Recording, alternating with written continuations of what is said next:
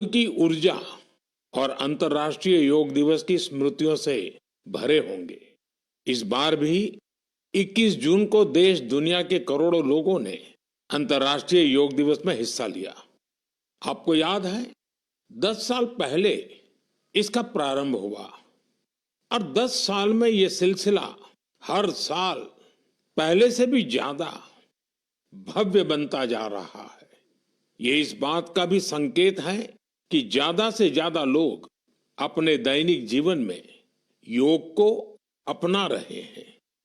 हमने इस बार योग दिवस की कितनी ही आकर्षक तस्वीरें देखी हैं।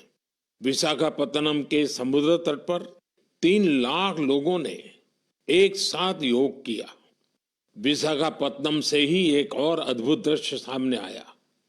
2000 से ज्यादा आदिवासी छात्रों ने 108 मिनट तक 108 सूर्य नमस्कार किए। सोचिए कितना अनुशासन, कितना समर्पण रहा होगा। हमारे नौसेना के जहाजों पर भी योग की भव्य झलक दिखी। तेलंगाना में 3000 दिव्यांग साथियों ने एक साथ योग शिविर में भाग लिया। उन्होंने दिखाया कि योग किस तरह सशक्तिकरण का माध्यम भी है। दिल्ली के लोगों ने योग को स्वच्छ यमुना के संकल्प से जोड़ा और यमुना तट पर जाकर योग किया। जम्मू कश्मीर में चिनाब ब्रिज, जो दुनिया का सबसे ऊंचा रेलवे ब्रिज है, वहां भी लोगों ने योग किया। हिमालय की बर्फीली चोटियां और आईटीबीपी के जवान, वहां भी योग दिखा। साहस और साधना साथ साथ चले। गुजरात के लोगों ने भी एक नया इतिहास रचा। वड़नगर में 2121 लोगों ने एक साथ भुजंगासन किया और नया रिकॉर्ड बना दिया। न्यूयॉर्क, लंदन, टोक्यो, पेरिस, दुनिया के हर बड़े शहर से योग की तस्वीरें आई और हर तस्वीर में एक बात खास रही: शांति, स्थिरता और संतुलन। इस बार की थीम भी बहुत विशेष थी। Yoga for one earth one health, यानी एक पृथ्वी एक स्वास्थ्य।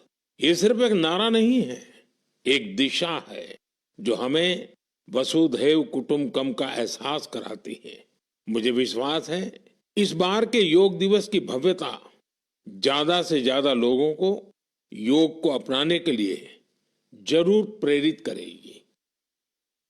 मेरे प्यारे देशवासियों, जब कोई तीर्थ यात्रा पर निकलता है तो एक ही भाव सबसे पहले मन में आता है: चलो, बुलावा आया है। यही भाव हमारे धार्मिक यात्राओं की आत्मा है। ये यात्राएं शरीर के अनुशासन का, मन की शुद्धि का, आपसी प्रेम और भाईचारे का, प्रभु से जुड़ने का माध्यम है। इनके अलावा इन यात्राओं का एक और बड़ा पक्ष होता है। ये धार्मिक यात्राएं सेवा के अवसरों का एक महाअनुष्ठान भी होती हैं।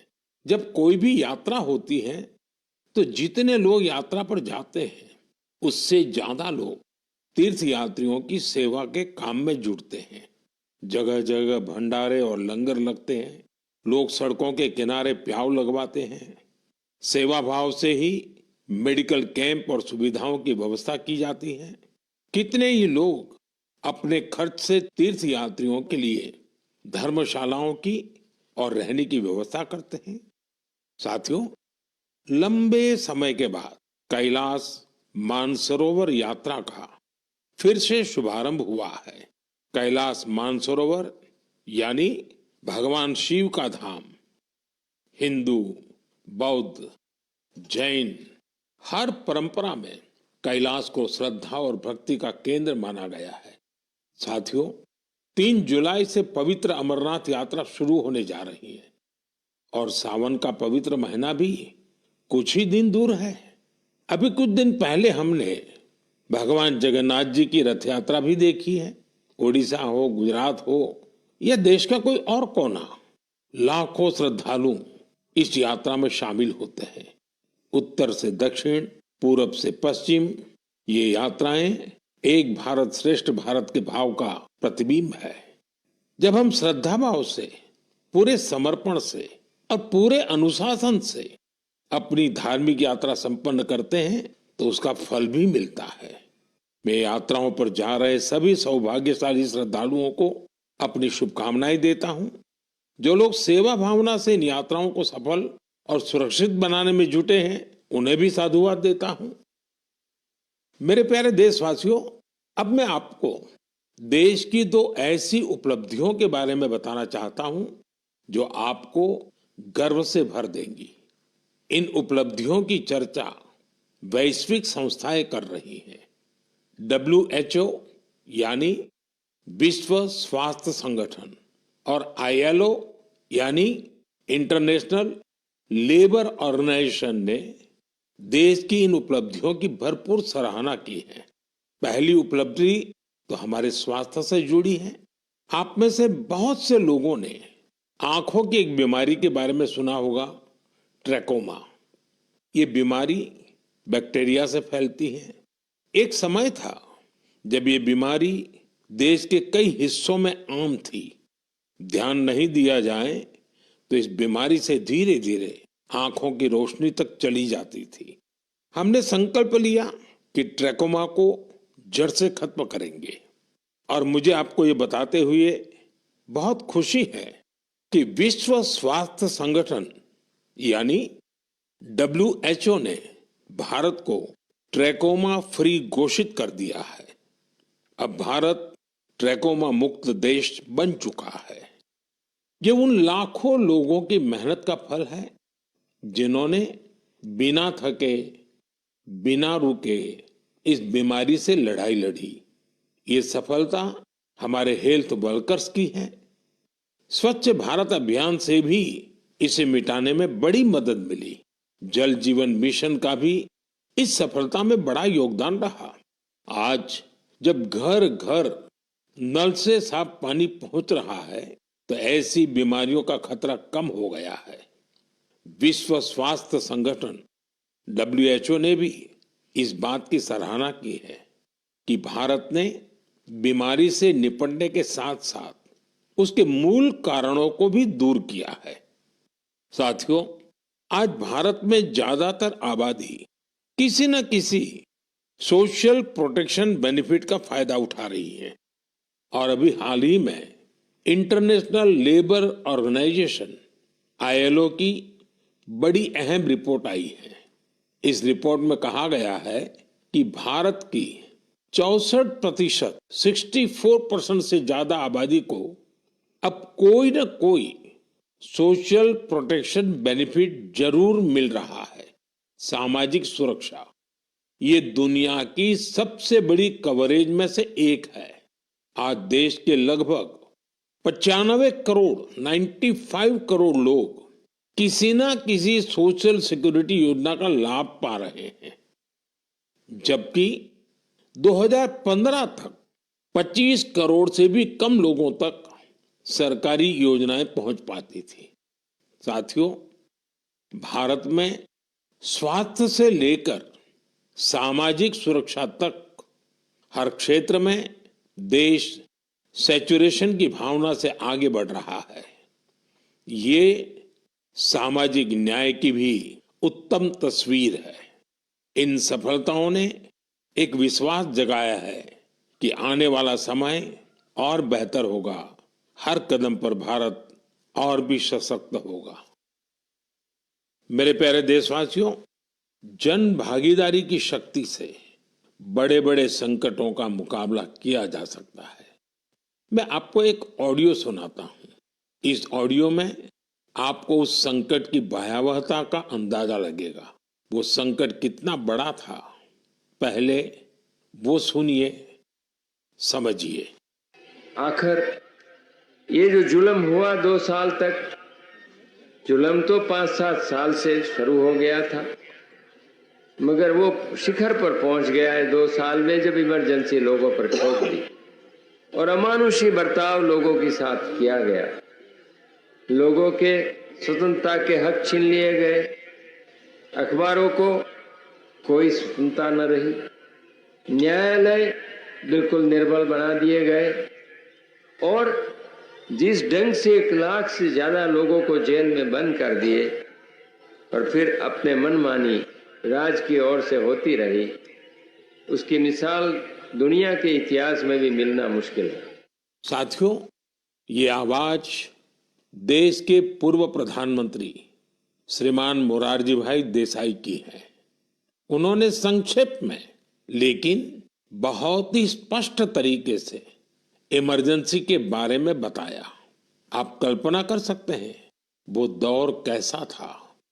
इमरजेंसी लगाने वालों ने ना सिर्फ हमारे संविधान की हत्या की, बल्कि उनका इरादा न्यायपालिका को भी अपना गुलाम बनाए रखने का था। इस दौरान लोगों को बड़े पैमाने पर प्रताड़ित किया गया था। इसके ऐसे अनेक उदाहरण हैं जिन्हें कभी भी भुलाया नहीं जा सकता। जॉर्ज फर्नांडिस साहब को जंजीरों में बांधा गया था। अनेक लोगों को कठोर यातनाएं दी गई। मिसा के तहत किसी को भी ऐसे ही गिरफ्तार कर लिया जाता था। स्टूडेंट्स को भी परेशान किया गया। अभिव्यक्ति की आजादी का भी गला घोंट दिया गया। साथियों, उस दौर में जो हजारों लोग गिरफ्तार किए गए, उन पर ऐसे ही अमानवीय अत्याचार हुए। लेकिन ये भारत की जनता का सामर्थ्य है कि वो झुकी नहीं, टूटी नहीं और लोकतंत्र के साथ कोई समझौता उसने स्वीकार नहीं किया। आखिरकार जनता जनार्दन की जीत हुई। आपातकाल हटा लिया गया और आपातकाल थोपने वाले हार गए। बाबू जगजीवन राम जी ने इस बारे में बहुत ही सशक्त तरीके से अपनी बातें रखी थी। बहनों और भाइयों, पिछला चुनाव नहीं था, भारत की जनता का एक महान अभियान था। उस समय के परिस्थितियों को बदल देने का, तानाशाही के धारा को मोड़ देने का और भारत में प्रजातंत्र के बुनियाद को मजबूत कर देने का। अटल जी ने भी तब अपने ही अंदाज में जो कुछ कहा था, वो भी हमें जरूर सुनना चाहिए। बहनों और भाइयों, देश में जो कुछ हुआ उसे केवल चुनाव नहीं कह सकते। एक शांतिपूर्ण क्रांति हुई है। लोक शक्ति की लहर ने लोकतंत्र की हत्या करने वालों को इतिहास के कूड़ेदान में फेंक दिया है।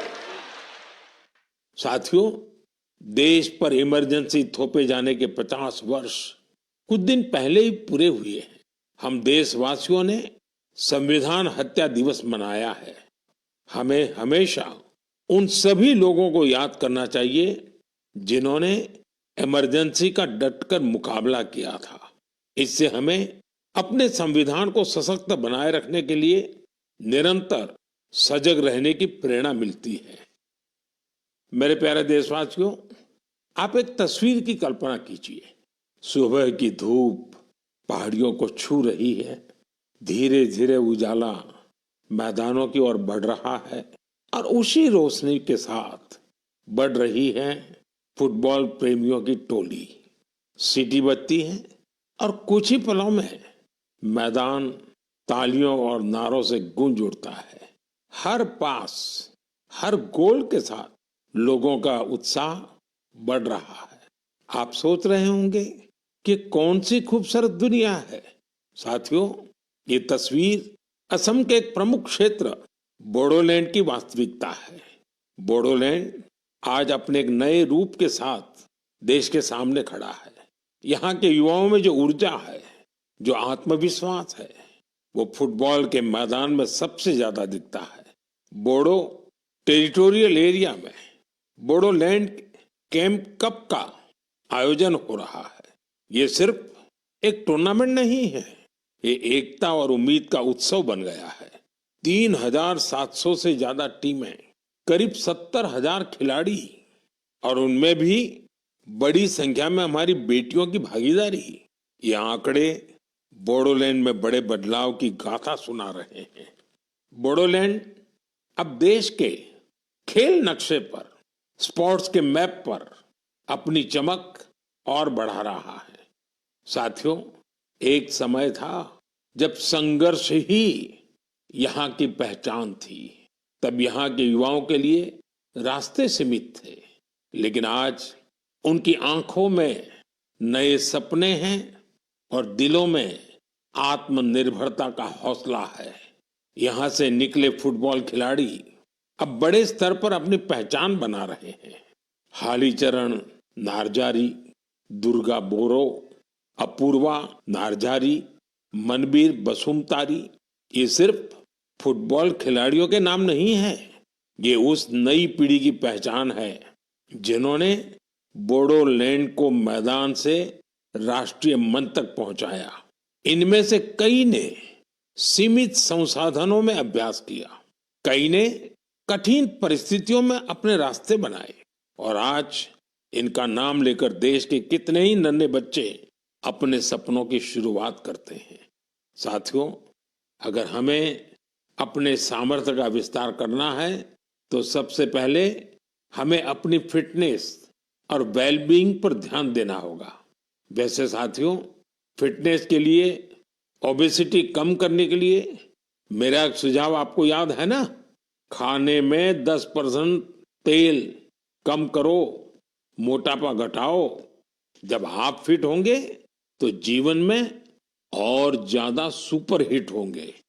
मेरे प्यारे देशवासियों, हमारा भारत जिस तरह अपनी क्षेत्रीय, भाषाई और सांस्कृतिक विविधता के लिए जाना जाता है, उसी तरह कला, शिल्प और कौशल की विविधता भी हमारे देश की एक बड़ी खूबी है। आप जिस क्षेत्र में जाएंगे वहां की कुछ न कुछ खास और लोकल चीज के बारे में आपको पता चलेगा। हम अक्सर मन की बात में देश के ऐसे यूनिक प्रोडक्ट्स के बारे में बात करते हैं। ऐसा ही एक प्रोडक्ट है मेघालय का एरी सिल्क। इसे कुछ दिन पहले ही जीआई टैग मिला है। एरी सिल्क मेघालय के लिए एक धरोहर की तरह है। यहाँ की जनजातियों ने, खासकर खासी समाज के लोगों ने पीढ़ियों से इसे सहेजा भी है और अपने कौशल से समृद्ध भी किया है। इस सिल्क की कई ऐसी खूबियां हैं जो इसे बाकी फैब्रिक से अलग बनाती हैं। इसकी सबसे खास बात है इसे बनाने का तरीका। इस सिल्क को जो रेशम के कीड़े बनाते हैं, उसे हासिल करने के लिए कीड़ों को मारा नहीं जाता है, इसलिए इसे अहिंसा सिल्क भी कहते हैं। आजकल दुनिया में ऐसे प्रोडक्ट्स की डिमांड तेजी से बढ़ रही है जिनमें हिंसा न हो और प्रकृति पर उनका कोई दुष्प्रभाव न पड़े। इसलिए मेघालय का एरी सिल्क ग्लोबल मार्केट के लिए एक परफेक्ट प्रोडक्ट है। इसकी एक और खास बात है, ये सिल्क सर्दी में गर्म करता है और गर्मियों में ठंडक देता है। इसकी एक खूबी इसे ज्यादातर जगहों के लिए अनुकूल बना देती है। मेघालय की महिलाएं अब सेल्फ हेल्प ग्रुप के जरिए अपनी इस धरोहर को और बड़े स्केल पर आगे बढ़ा रही हैं। मैं मेघालय के लोगों को एरी सिल्क को जीआई टैग मिलने पर बधाई देता हूं। मैं आप सबसे भी अपील करूंगा, आप भी एरी सिल्क से बने कपड़ों को जरूर ट्राई करें। और हाँ, khadi, handloom, handicraft, vocal for local, इन्हें भी आपको हमेशा याद रखना है। ग्राहक भारत में बने प्रोडक्ट ही खरीदें और व्यापारी भारत में बने प्रोडक्ट ही बेचें, तो आत्मनिर्भर भारत अभियान को नई ऊर्जा मिलेगी। मेरे प्यारे देशवासियों, विमेन लेड डेवलपमेंट का मंत्र भारत का नया भविष्य गढ़ने के लिए तैयार है।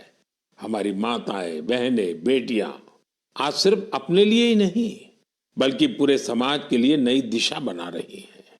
आप तेलंगाना के भद्राचलम की महिलाओं की सफलता के बारे में जानेंगे तो आपको भी अच्छा लगेगा। ये महिलाएं कभी खेतों में मजदूरी करती थी, रोजी रोटी के लिए दिन भर मेहनत करती थी। आज वही महिलाएं मिलेट्स, श्री अन्न से बिस्किट बना रही है।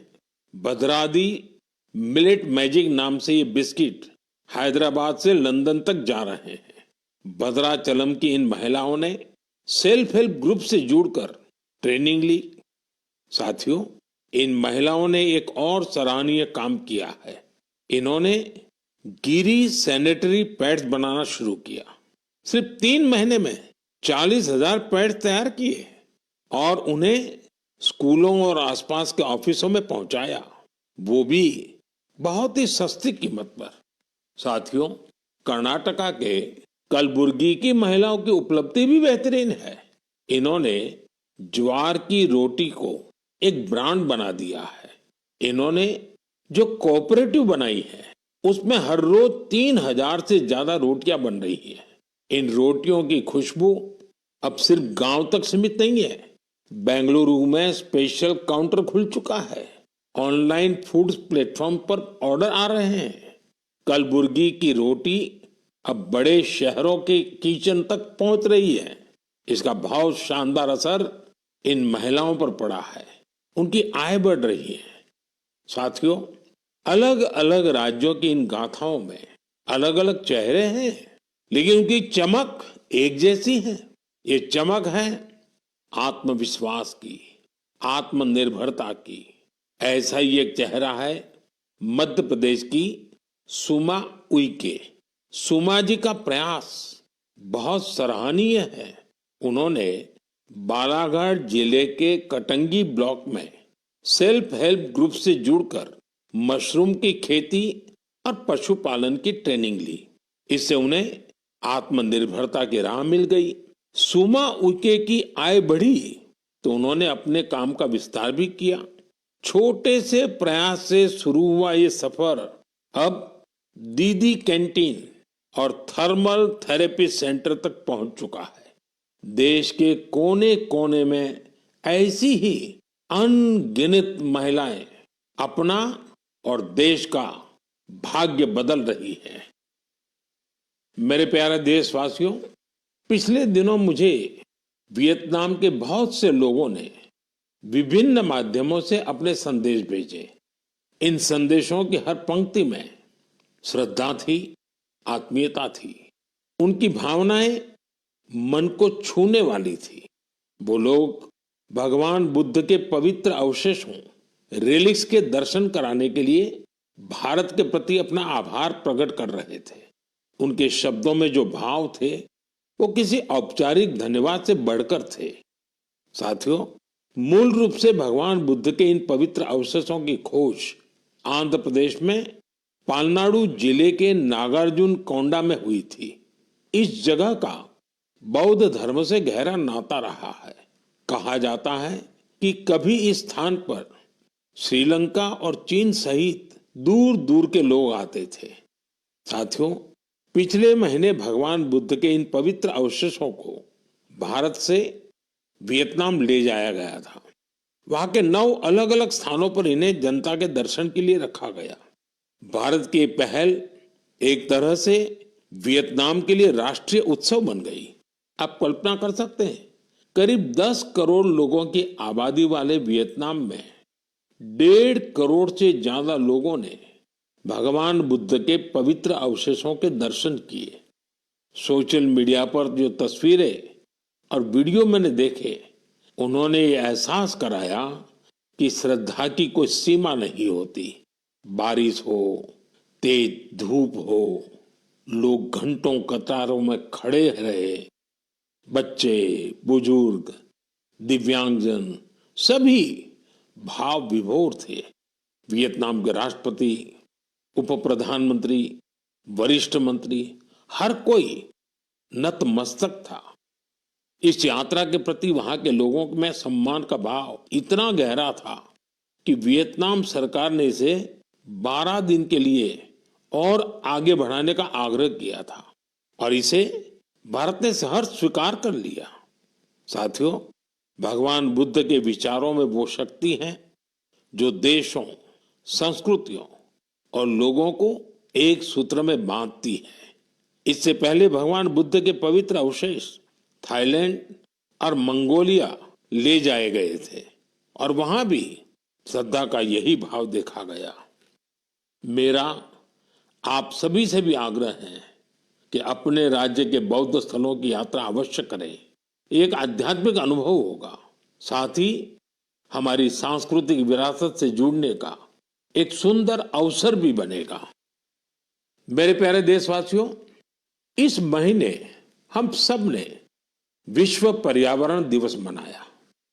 मुझे आपके हजारों संदेश मिले।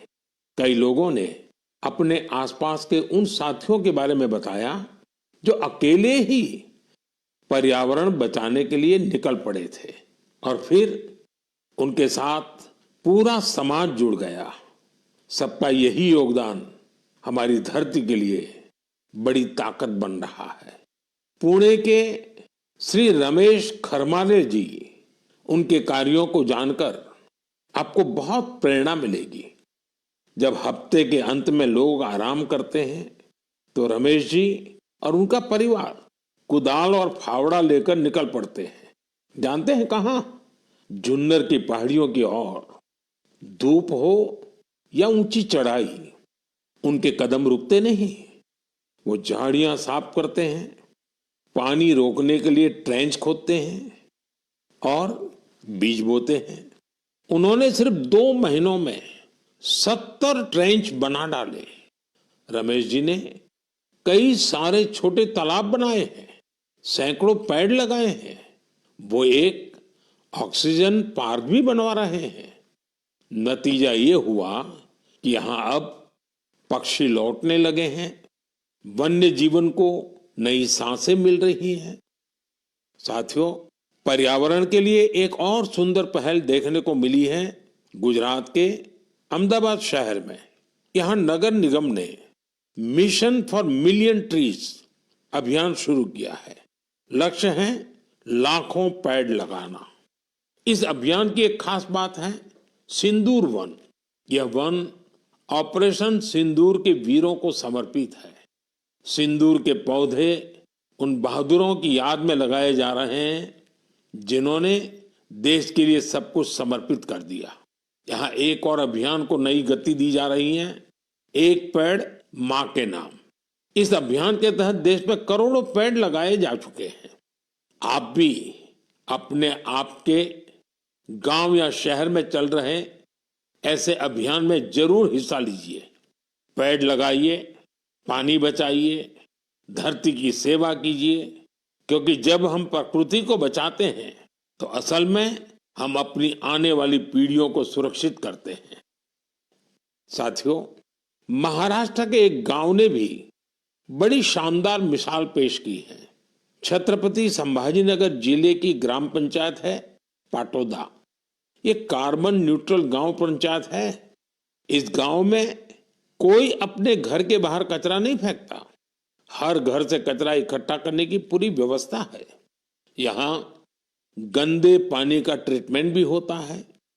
बिना साफ किए कोई पानी नदी में नहीं जाता। यहाँ उपलों से अंतिम संस्कार होता है और उस राख से दिवंगत के नाम पर पौधा लगाया जाता है। इस गांव में साफ सफाई भी देखते ही बनती है। छोटी छोटी आदतें जब सामूहिक संकल्प बन जाती हैं तो बड़ा बदलाव तय हो जाता है। मेरे प्यारे साथियों, इस समय सबकी निगाहें इंटरनेशनल स्पेस सेंटर पर भी है। भारत ने एक नया इतिहास रचा है।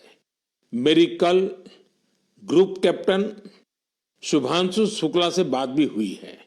आपने भी शुभांशु से मेरी बातचीत को जरूर सुना होगा। अभी शुभांशु को कुछ और दिन इंटरनेशनल स्पेस सेंटर रहना है।